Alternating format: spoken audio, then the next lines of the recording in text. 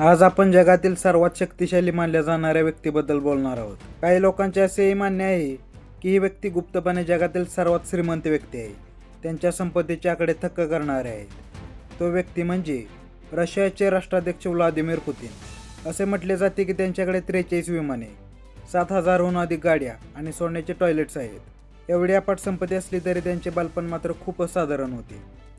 त्यांची आई एका फॅक्टरीमध्ये काम करायची आणि वडील नेव्हीमध्ये होते. ते एका अशा घरात लहानाचे मोठे झाले जिथे त्यांना टॉयलेट आणि किचन दुसऱ्या कुटुंबांसोबत शेअर करावे लागत असे.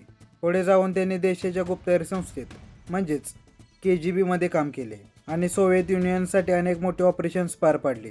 आज त्यांना सत्तेची किंवा निवडणुकीची चिंता नसते.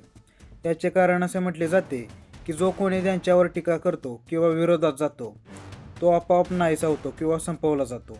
एकीकडे ही कठोर वागणूक असताना दुसरीकडे त्यांना 2020 आणि 2021 मध्ये दोनदा नोबेल शांतता पुरस्कारासाठी नामांकित करण्यात आले होते. हे सर्व वर्णन ऐकून तुम्हाला अंदाज आलाच असेल की व्लादिमीर पुतिन किती ताकदवान आहेत. धन्यवाद.